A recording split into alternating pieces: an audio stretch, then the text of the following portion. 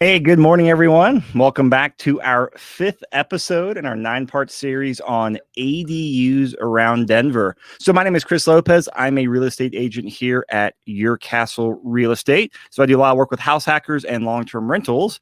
And when we talk about house hacking, a lot of times Airbnb comes up, and so do ADUs. So that's why we're doing this deep dive into ADUs.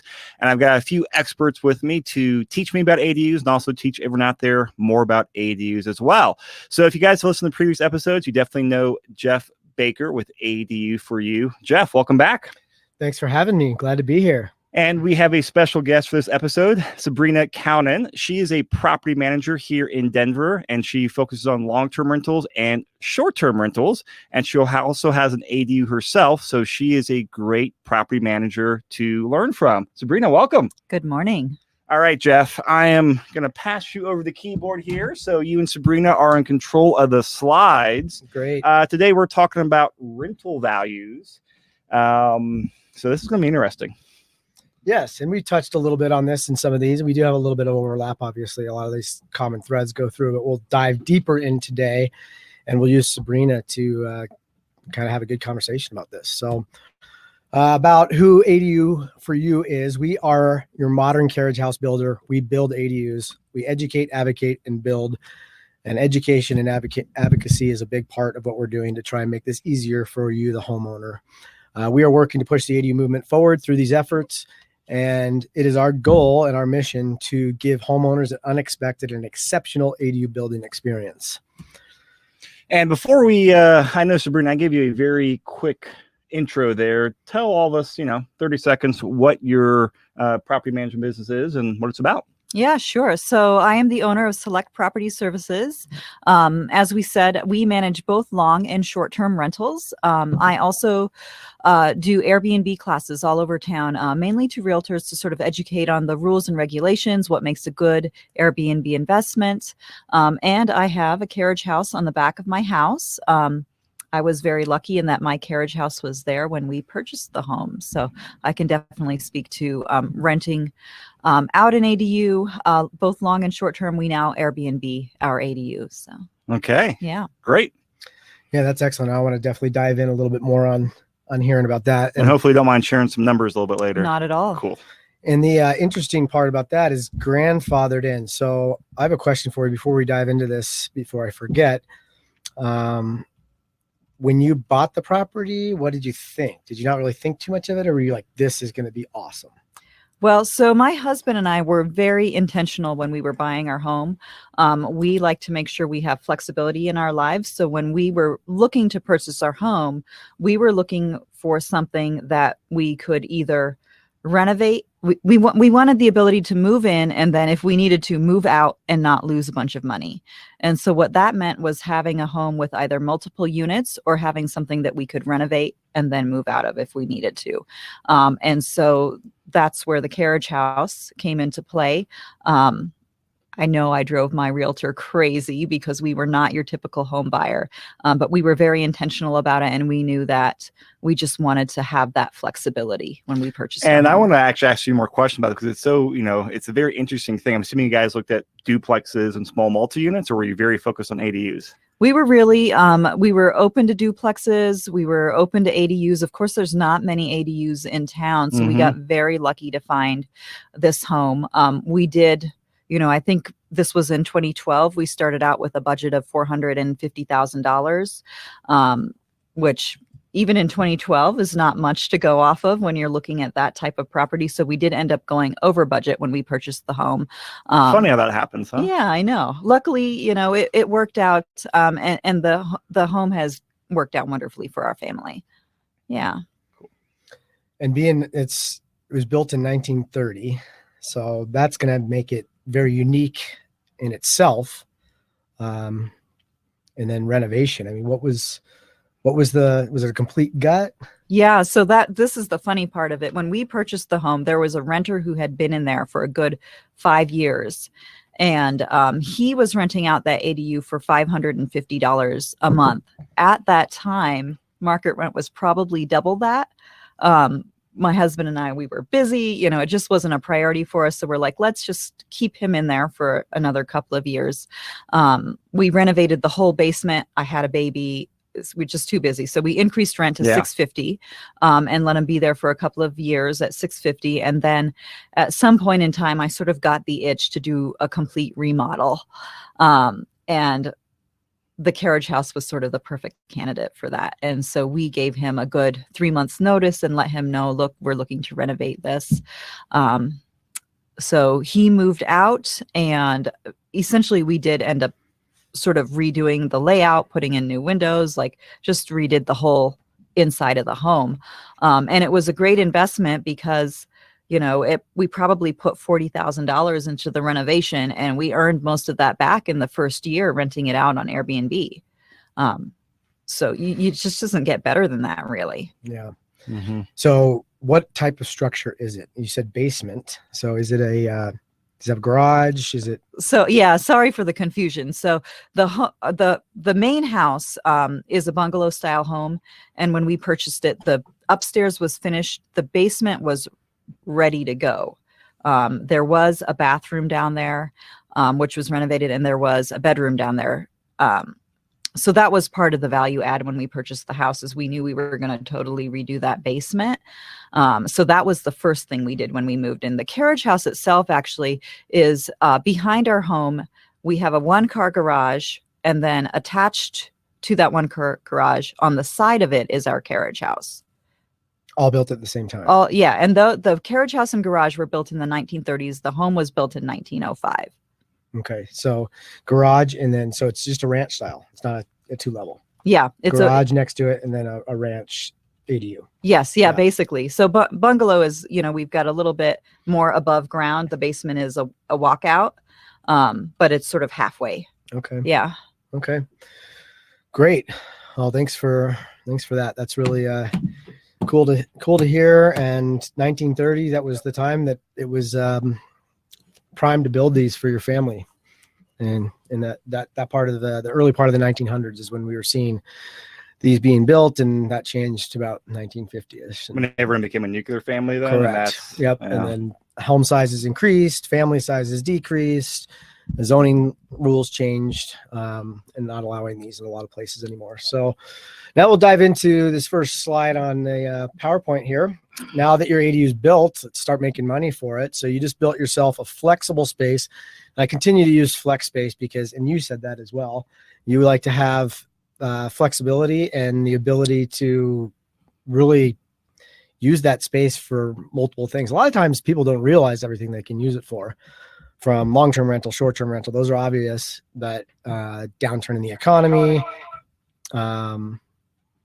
if you have potentially retirement and you want to travel, or if you're downsizing and you want to downsize your house, but you love your neighbor, you love your property, you love the gardens that you worked on for many years. There's so many flexible options, but we're talking about renting, and you have quite, I would say, at least 3 very obvious ones, from corporate rentals to short-term rental and long-term rental. And the corporate rental could be a little bit less taxing on you and bring you better income than your long-term. So that is a good option. So current long-term ADU rates, I pulled this within the last 3 weeks or so.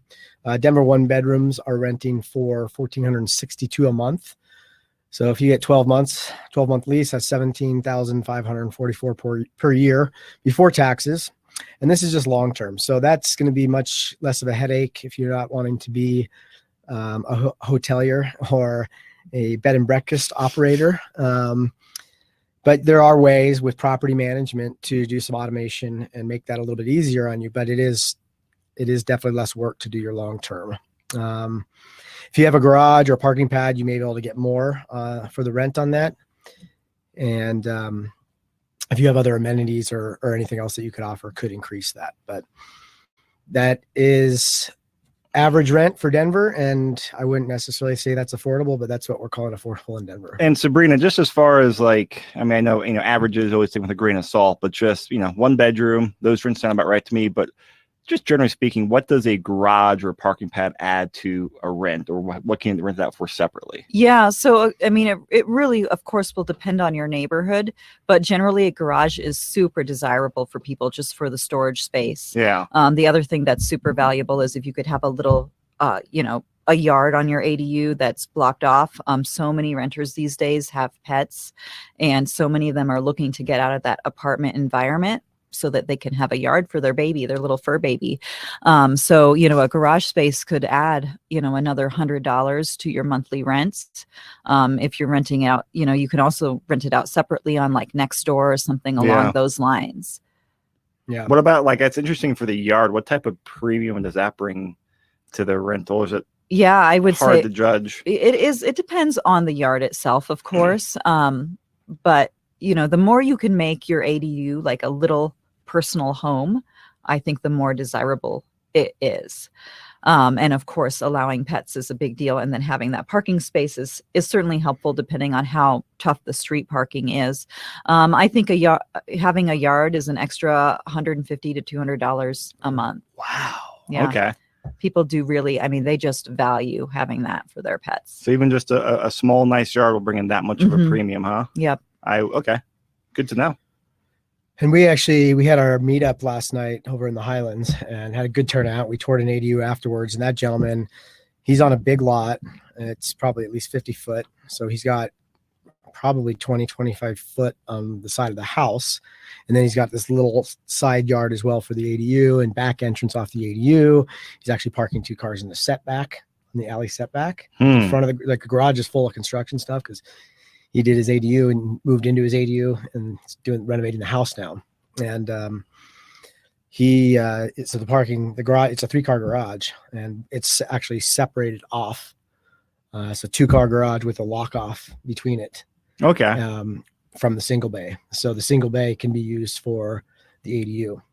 Right now it's basically like a workout area. He's got a TV in there. He's got exercise mats down, and pretty slick space. But the yard he's allowing in his Airbnb, he's allowing his guests to share the yard. There's a grill area, there's a little fire pit area, some benches. Yeah. Underneath these pine trees. It's very, very nice. So I'm sure that's adding value to his short term, and like Sabrina said, that would add quite a bit of value for long term. So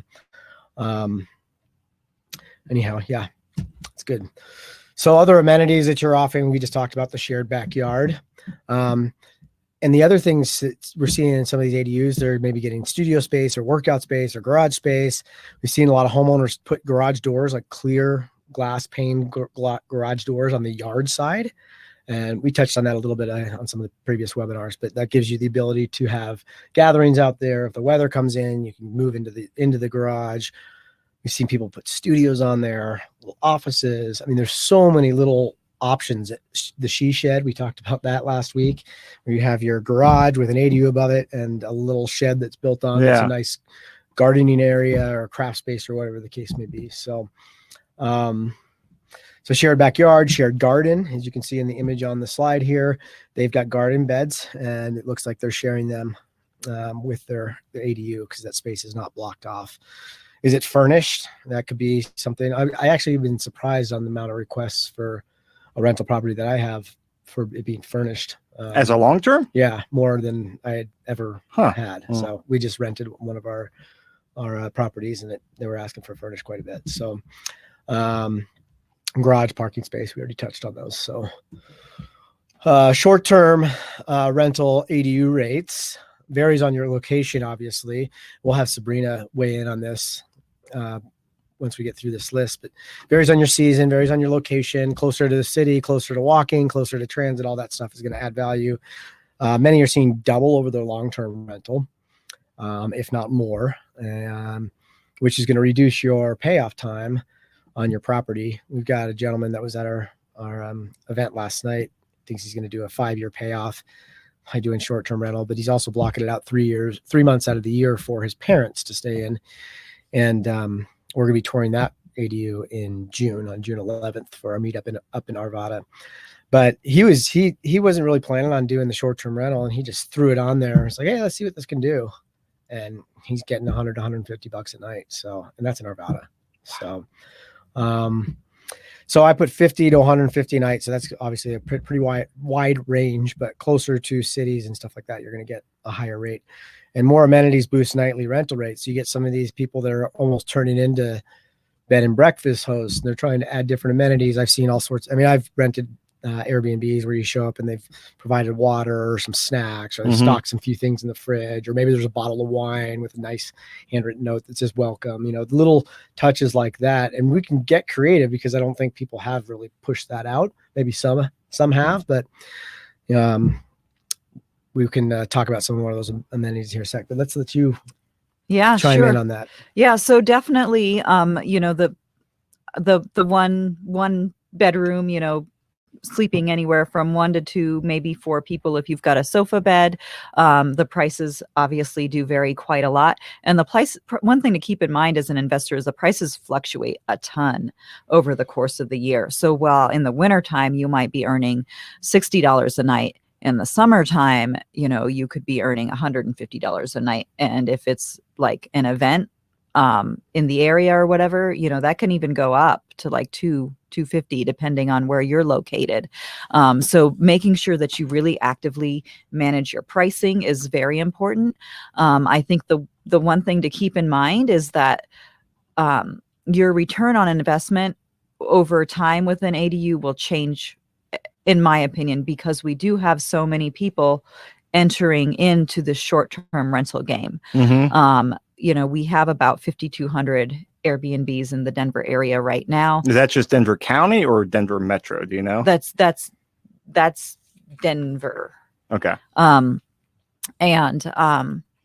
You know, about half of those are little 1-bedroom places. So we're seeing lower returns this year than we did last year. So you just have to keep in mind that there's an adjustment with that. And then also what we're seeing a lot more of is we're seeing a lot more of the 30-day plus rentals on our short-term rentals. And so, but Airbnb is also a great platform to put your property on if you're wanting to do 30 days or more. And a lot of times that's for like the corporate housing, traveling nurses, or is that just for longer term vacation people? It's, you know, people are coming to Denver for all different kinds of reasons, and they need some place to land for short term.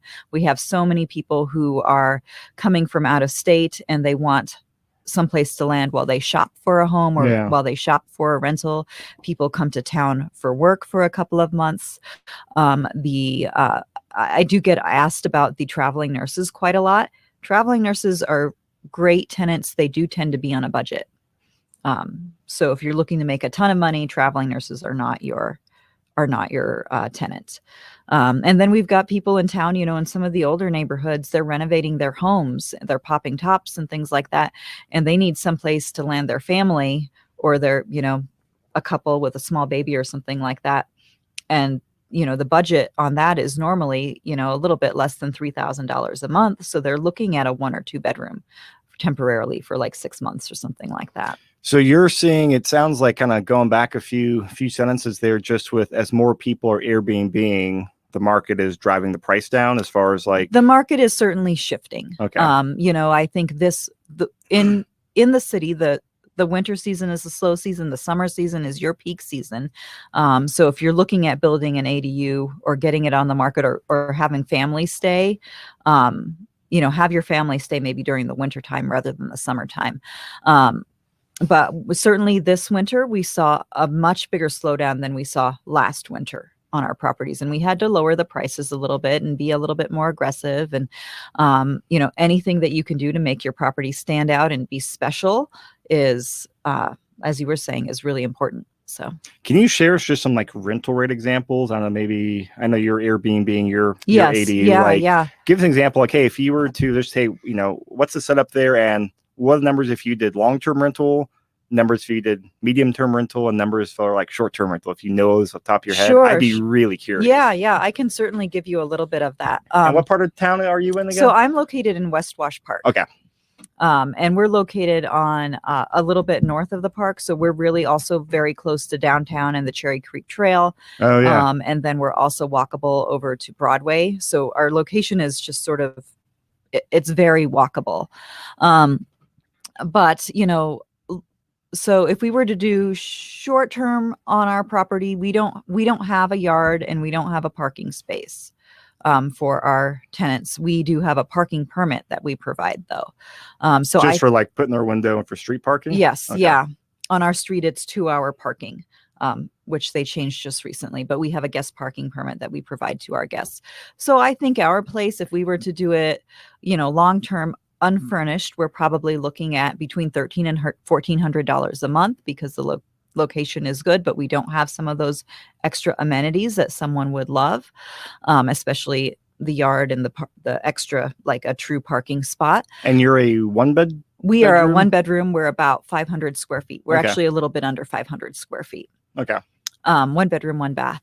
And so if we were to go 30-day plus, we're anywhere from $1,800 to $2,200 a month. And then, but that's generally, you have to be fully furnished for that, right? Yes, you Okay. are fully furnished at that point. And then through the Airbnb, I think over the course of the year, last year, we were at about $35,000. So what does that average to? That averaged to in the high 2000s, around 3,000 So you or said something 30, like that, about right? 35,000? Yeah, So don't you love doing math live? I know. Yeah, so so that's just a little 35,000 divided by 12 is 2,900 and change. Yep. So just under 3,000. Yeah, and keep in mind though that the thing about the Airbnb is that whenever we talk about what you're receiving revenue wise, that includes the cleaning fee that you charge the guest. And most of the time that cleaning fee is paid out to your cleaner in full. So, our cleaning fee is about $85 and our average stay is 3.5 days. So we're doing a cleaning fee about, we're charging a cleaning fee 2 times a week and we're paying that out 2 times a week. So if we're just going to make the math really easy, that's about $10,000 in cleaning fees that you lop off of that profit. So even off that $30,000 Yeah. profit. So, okay. So you have to keep that in Yeah. mind. And of course, if you're willing to put more time into it and clean your own place, then you get to keep all of that. Yes, So. but that becomes less of an investment and more of a job. not a desirable job to me. So what type of occupancy do you see on the short-term rentals in that area? Like, is it just, I know it's seasonal, but Yeah. just overall, if you had it on the market for 365 days a year, you're actively pricing it correctly Yeah. for the current market trends. What's the occupancy you're seeing? Yeah. So, it truly depends on the size of your rental. An ADU, sleeping, 1 to 2 people is going to stay very well occupied. You're probably looking at an average of 85% or so. Wow, that high. Whereas it's a little bit lower in the winter, but in the summertime and in the springtime, you're almost 100% occupied. So you can, Wow, okay. and that, of course, keep in mind that will probably reduce a bit over time. Yeah. Okay.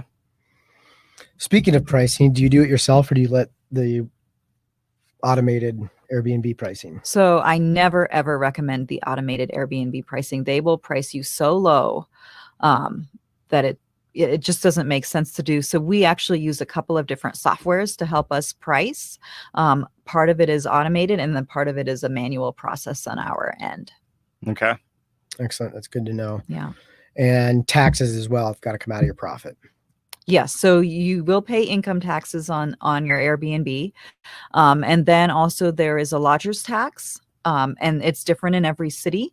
Right now, the lodger's tax in Denver is collected and remitted by Airbnb. So it's collected from the guests. So it doesn't come out of your Earnings. take home. Because that's added on top of like your night rate of $100 plus the lodging fee. Yes. And Airbnb just sends that directly to Denver then? Yes, Okay. it does. It does. And then you as a homeowner are responsible for filing, but you aren't responsible for collecting and remitting. Okay. Which is good because some cities that haven't done that have run into lots of compliance issues and trying to track that down. And this is, we really want people that are doing short term to follow the rules because they could take this away from us as easy as they gave it to us. So follow the rules. We've talked about some of the penalties that you can get if you defraud government officials by supplying, fraudulent documents or false information. I mean, they're getting more and more serious about it. And I'm sure you guys have mentioned it before, but in Denver, it must be your primary residence. And that's the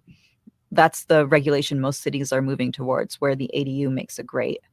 And I just saw, I was looking last week, looks like Lakewood is going to be implementing that in the I think later this year is what Yes. from what I could read on their website, looked like they were going to do that in June or July. So, Yep. I mean, my guess is that's just going to more and more cities will do that. Yes, that's definitely what we are seeing. Okay. All right. Mixed. So this is using the property not as just one form of rental, whether it's long-term or short-term or corporate, but mixing and potentially just having the short-term rental gives you the real flexibility to use it for unexpected visits for people coming or kids coming home from college. You could plan for that for the summer, take it off the market for the summertime. They stay in the ADU and then go back. We mentioned Simon, who's got his parents that come from England that stay in there 3 months a year, and he just decided to throw it on Airbnb, and it's been booked ever since. So much so, I think that they're staying in the house for the first part of their visit this year because he's already booked through there, and he's like, this is the prime season. We're going to keep you in the house for a couple of weeks, and then you can move back into the ADU. They could just charge your parents for it instead, right? Hey, mom, and dad, we love you. Yeah. You just need to go book through the website. Short-term part. So that's the short-term part of the year. Nanny during the week, rent it on the weekends. Maybe you got a nanny that comes in for 3 days a week or something. You could rent it on the weekends. What other mixed uses have you seen, Sabrina? Yeah, I mean, those are the big ones that we've seen, is just allowing to have family in when you need to have family in, or a nanny. We did that with our basement is actually a separate unit as well, or it can be separate. We use it. But when our daughter was young, we used to have someone stay there 3 days a week. And then, now that they're cleared out, we rent that out on occasion. So Great. Or reverse it. So this is move into your ADU and rent the front house short-term or long-term, and then you're going to increase your rate significantly. This is potentially a retirement plan. I know a couple who is just finished building an ADU in Curtis Park, and they are doing short-term rental on that, and will be moving that to long-term rental.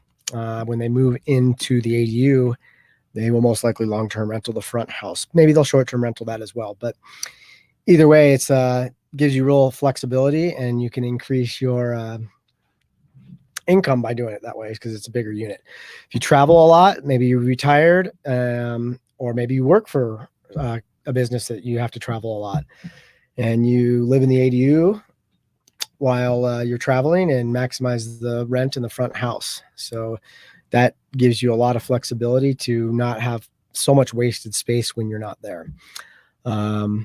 Maybe you love your neighborhood. We talked about downsizing, but you've got too much house. So these are all really good ways to increase your income, especially if you're retired, moving into the smaller unit and doing the front.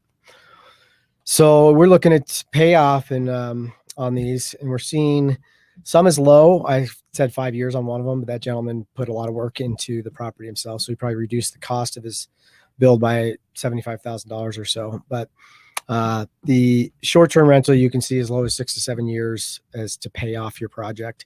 Long-term 12 to 14 years, or mix. Some people get into short-term in the beginning to recoup the investment faster, and then switch over to a long-term so they have less maintenance on the project.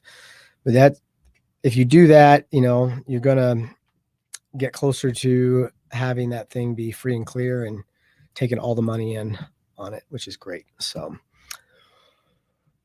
we've got some advocacy to talk about, but do you want to talk about anything else, Sabrina, that we missed or haven't touched on? I just had a fun story of one of our clients. We have a client who built an ADU on her property, and unfortunately I didn't know you guys when she was in that process. I met her after she had sort of almost built it up, but she is using it to fulfill a childhood dream. She is, in her 60s now, and she always wanted to be an actress. And so she decided to rent out her main house. We have that main house rented out long-term, and then we have her ADU rented out on a short-term basis. And we've been doing a lot of month to month on her property just because of the location and that sort of thing. And so she's using that fund. She's moved out to LA, and she's pursuing an acting career now in her second seen in life. So the ADU can really allow you to do things you never thought you would. Interesting. So how does that work? So the long-term rented is basically in charge of, you're managing the whole property, or how do you do both? Yeah. So we manage both for her. Yeah. Yep. Okay. Yeah. One thing to keep in mind, though, is that when we were searching for that longer term tenant, it was something that we had to very carefully disclose. There is another unit on this lot, and it was off-putting to some people. So you may earn slightly less on your longer term unit when you do that. But having the two of them together has worked out really well for her. So you're doing a long term on the main house. Yes. And Airbnb being the ADU. Yes, correct. Okay. Yeah.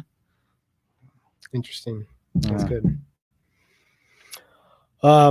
So Chris, do you have anything else before we talk about some of these advocacy points that we missed, or you want to touch on? I want to dive into like just a bunch of numbers on ADUs, and especially rentals, since you're here, Sabrina. Just, I mean, what questions should I be asking? Because I've got a lot in my mind, but I just want to like start machine gunning them at you. Like, just talk to us. Like, so we get a lot of investors, I call them all house hackers, people that are looking to defer or minimize their living costs by having a roommate, having a tenant, do whatever. Most and a lot of times what we're doing now, and a lot of times we're not buying in downtown Denver just because of price point. Sure. And very rarely are we buying duplexes and triplexes and fourplexes right now because of price point, and like all 5 on the market right now. And like a lot of them have a ton of deferred maintenance, for not very attractive. So we're doing a lot more just, hey, buy a house, buy a condo, and get a couple of roommates. It's kind of like the sweetest spot right now. Yeah. But of course that takes a certain type of owner or couple that wants to live there and have roommates and those type of things. So as you are either talking with clients or talking with agents or whatever the mix is, how do you advise them to go out there and analyze ADUs from like a rental standpoint, and what to look for that makes sense while they're living there, and then maybe once they move out in a few years as well? Sure. Yeah. So the numbers are obviously a very important thing. And a lot of times we'll sit down with people who are considering doing this sort of thing, and we'll do a comparison of the long and the short term. One of the main things to consider is when you're doing that comparison is that depending on the situation, actually, I think for the most part, when you are doing sort of a house hacking type thing, the short term is the better way to go for several reasons. It tends to be a little bit more money. You have more flexibility, that sort of thing. There are some resources online. It's difficult to predict how much you're going to earn on an Airbnb, because it's very hard to see those actual numbers, especially if you're just going into Airbnb. The base price listed on the listing is not necessarily what someone is actually earning. They're probably earning a lot more, or they're, it's hard to tell what the occupancy is, that sort of thing. So there's airdna.co is a great resource. I was just about to ask you about that. Yeah. I've subscribed for the last couple months. How accurate are they, would you say? They are, I do consider them relatively accurate. I think they're more accurate, of course, where you have more Airbnbs. So when you're looking at doing a house hacking thing on a short-term rental in like Arvada or other areas of town where it's a little bit more affordable, I think you definitely have to take it with a grain of salt and do a little bit more research. The other thing with AirDNA is that we are definitely seeing is that they, of course, they're looking back at previous earnings to predict future earnings. And because the supply is going up so quickly, you might want to start shaving off a little bit of what AirDNA is predicting. I mean, you're talking, like 2%, 5%, what's shaving off a little bit? Yeah, that's a really good question. I usually, I actually kind of go by my gut feel, which is really hard to explain. But but you also, this is what you do it's 7 days a week, so you've got that intuition. Anywhere from $5,000 to $10,000, depending on how much the property is earning. Most properties are estimated to earn anywhere from $30,000 to $50,000. Okay. And the other thing to keep in mind is that number that you get from AirDNA, that includes what you're collecting in cleaning fees. And as we had talked about earlier, what you collect in cleaning fees can add up to quite a lot. So you have to make sure to, if you're planning on having a cleaner, lop off that amount as well. Okay. And what about as far as, actually managing short-term rentals for people? Because I get people asking us all the time, and this might be a great resource for them and you. Do you actually manage the Airbnbs for people while they're occupying the property? We do a bit, Okay. because that is really a big part of what is allowed in Denver. So we've made our business model work with that. So a lot of our clients are on their property.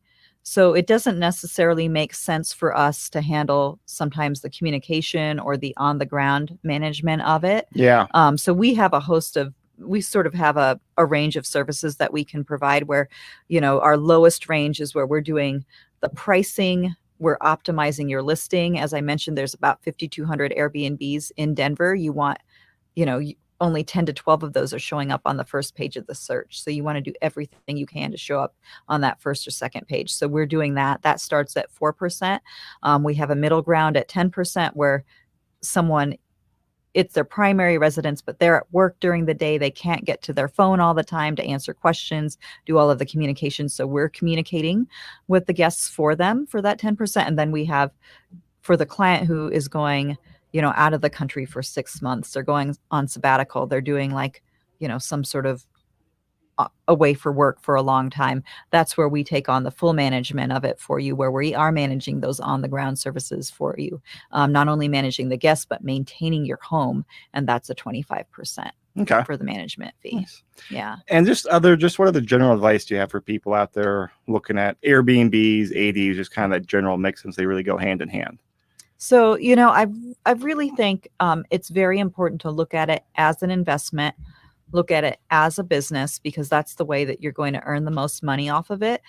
And then, when you're looking at it as a business, then you are realistic about, there are going to be certain costs of business.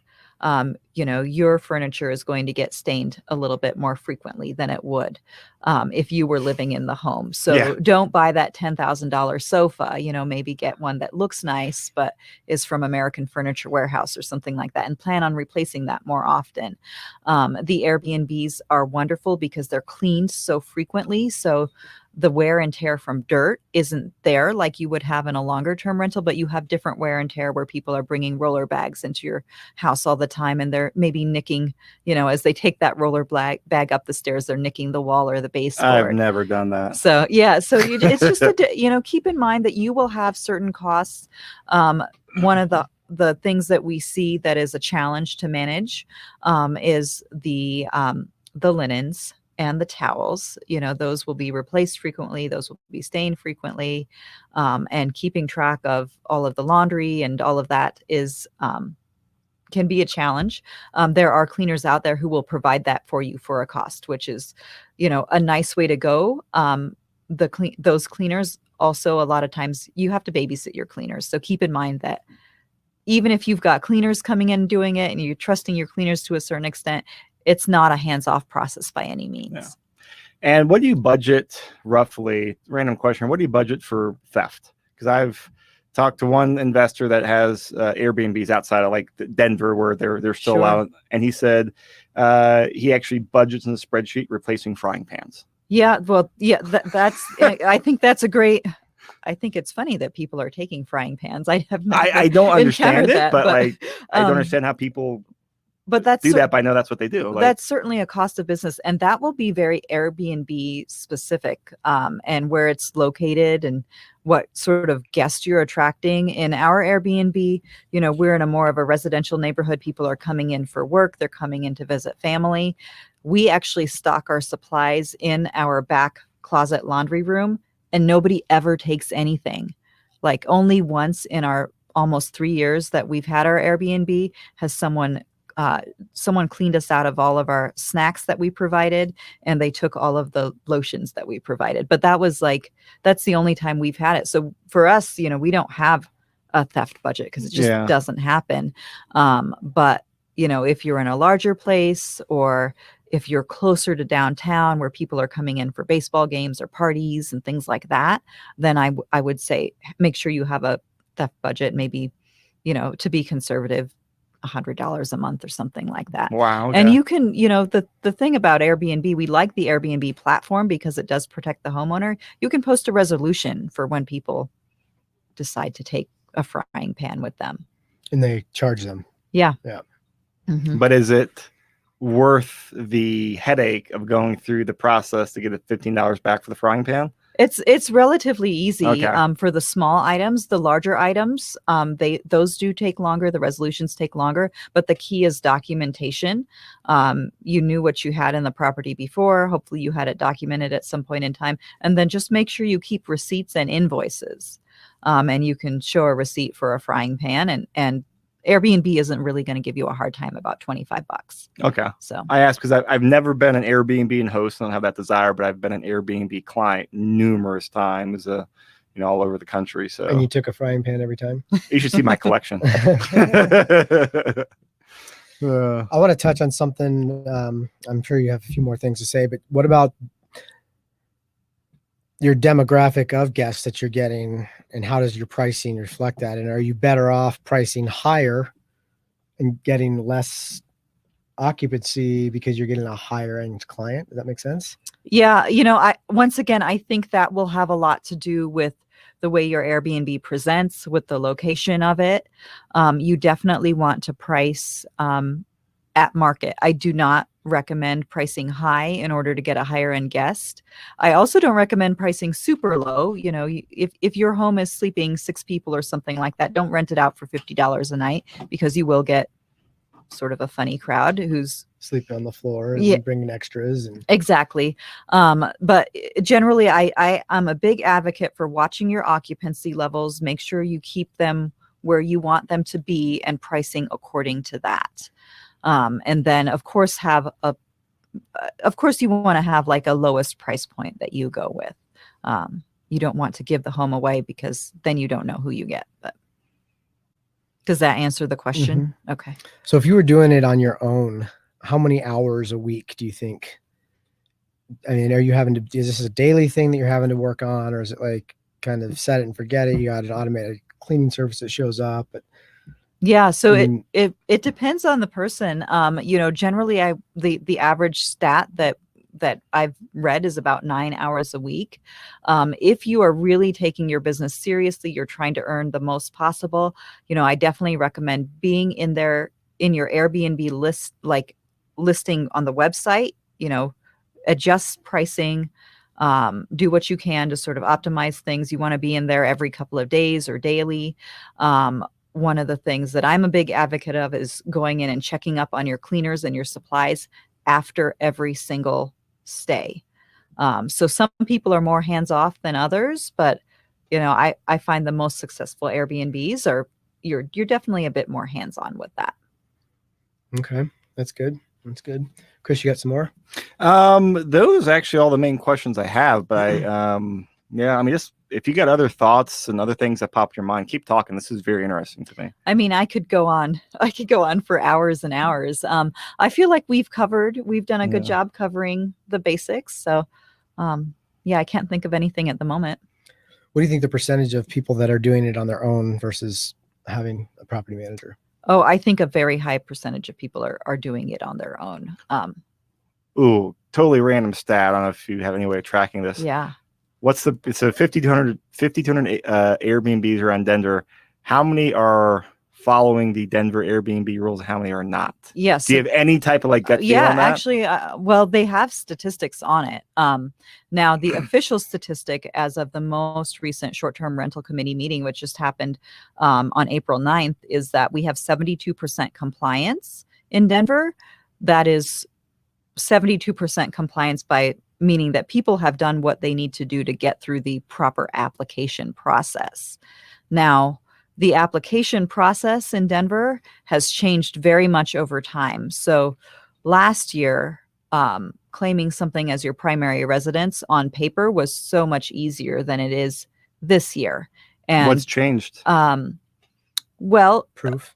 Yeah, the proof that they're requiring. I know that when we first applied for our short-term rental license, they did not require any documentation from me. Other than your word saying this is my primary? Yeah, not even a driver's license, a utility bill, or anything like that.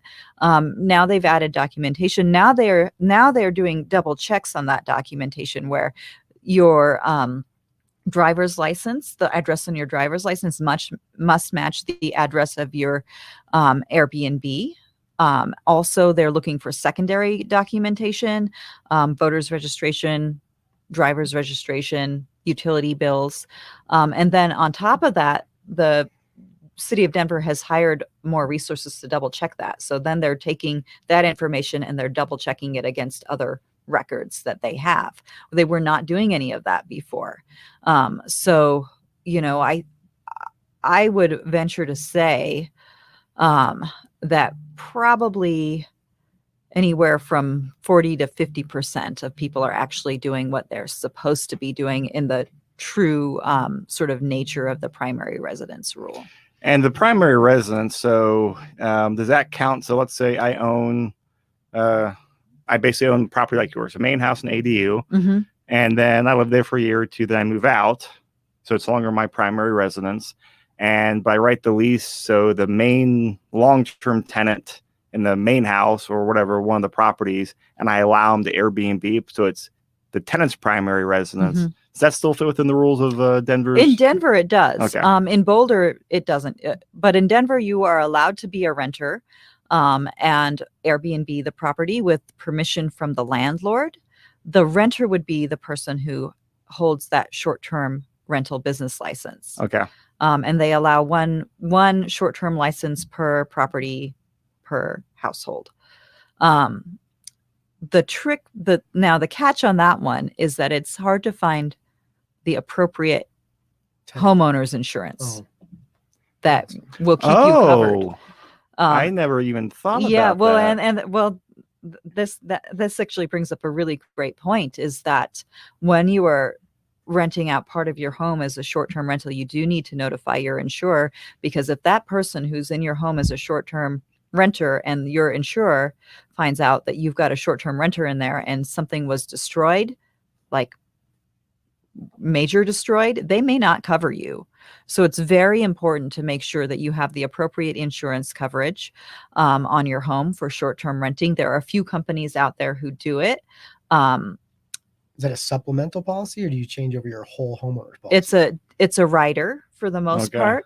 And then there are a few companies out there who, and this might work for if you have a renter who is doing Airbnb on your property. There's a company called Slice where you pay for insurance by the day, depending on your location. And so it's anywhere from $8 to $12 per day to have that insurance. But the catch is, it's really like you're insured from the time that person is supposed to be in your home to the time they leave. So if they decide to be a jerk about something or accidentally do something and leave water on, or something floods, or something catches on fire, whether or not you're covered after they've left the home is questionable. That would make me like lose sleep at night worrying about, my coverage ends at 4:30 on Tuesday. You really, I mean, different people have different risk tolerances. It's something definitely to consider. Definitely talk to your insurance agents to see what you get covered and understand your coverage when you're doing this. Rough ballpark for say I'm actually the owner and it's my primary residence. What's the ballpark for adding a short-term rental rider policy on there? I've been told 20%. When we added our rider, it was very difficult for me to tell because we had switched insurers and we had a claim with our previous insurer. Yeah. So we actually saved a bunch of money when we switched and added the rider. But I've been told by insurance agents that it's about 20%. Okay. Mm-hmm. Cool. Awesome. Well, thank you. And I know we got a few things to wrap up, Jeff, on advocacy, because there's some important things coming down real soon in Denver. Yes. So this coming Monday is going to be the biggest one that we'll talk on the next slide. But a couple things you can do. Sign up for our newsletter at youradu.com. That will keep you in the loop on everything that's going on. And we are constantly posting stuff on there. Sign up for Colorado ADU Meetup. That is on meetup.com or through the Meetup app. And you just put in Colorado ADU. The full name is Colorado ADU Backyard Property Investors, but if you put in Colorado ADU, you'll find it. So please join the group. I know some of you did after last week's webinars. I appreciate that. Thank you. And RSVP for our next meetup, which will be in June up in Arvada. Tune in for our next webinar, which we've got another one coming up next, but we're doing more next week. the week following, and the week following that, I believe. I think, we have I 3 think more it's days. like in perpetuity. Yes. With we're doing. Yes, and then we're going to come back and do more stuff. So that's really good. So planning board meetings. That planning board meeting is going to be on Monday. We'll discuss that on the next page. Call ADU for you and build an ADU, and then use it as a demo site. So if you can get people seeing these and get builders and people like us doing advocacy to spread the word on these and show what they are, that'd be great. Another thing we're doing right now is we're trying to set up a separate website to focus mainly on advocacy. We're looking for a web editor. This is not a paid position. It could eventually be, but if you're interested in pushing advocacy or just getting really deep into learning all about ADUs and being the expert on it, that would be an excellent thing. So we're looking for that. So anybody want to reach out to me, and we can talk about that some more. And then Blueprint Denver, which is on this next page. So Blueprint Denver is the next 20-year plan for the city. And there's recommendations in there to allow ADU zoning to be easier and to be spread out more throughout Denver, to be able to build these throughout Denver. And they're going to be doing a public hearing and vote scheduled on Monday, April 22nd, which you can speak at. So please come on Monday, April 22nd at 5:30 at the Denver City County Building. That's at 1437 Bannock Street. And if you can't make it, or you can do both, send an email to Blueprint Denver at blueprint@denvergov.org and tell them that you support the ADU recommendation in the Blueprint Denver plan, which you can find at Blueprint Denver if you need to look at those, why you want to see more ADUs available more broadly in Denver, and support for the adoption of it coming up this next week, so we can get this implemented right away. Since we're in political season right now with the mayoral race and a bunch of city council positions potentially changing over, there's been some pushback to delay this, and we don't see there's any need to delay this. Blueprint Denver has been a process over the last 3 years with multiple reach outs to the community and the citizens of Denver for feedback. And if you haven't done it in the last 3 years and now you want to do it in the last 2 weeks to stop it, we don't appreciate that. So let's get that thing pushed through so we can build more of these things. It really helps with affordable housing. It helps with densification, and helps with all the things that are needed in Denver right now, and changing some of the zoning that is over zoned for single family right now. So there's our meetup group. We don't have a location yet. We're trying to find a very quiet place. We've been struggling a little bit with noise in some of the locations we've been in, but the Colorado ADU is the place to find that. And there's our contact information as well. And you'll put Sabrina's info in the show notes. Yep. And Sabrina, what is a good way for people to get hold of you? Probably your website, or what's the... Yeah, a great way to get a hold of me is via phone or email, and that we'll put on. Because your website is selectpropertydenver.com too. Correct. And we'll definitely put that and email and phone in the show notes. Perfect. Cool. Sabrina, thank you. And Jeff, thank you again. Appreciate it, guys. Thanks thank for you. having me.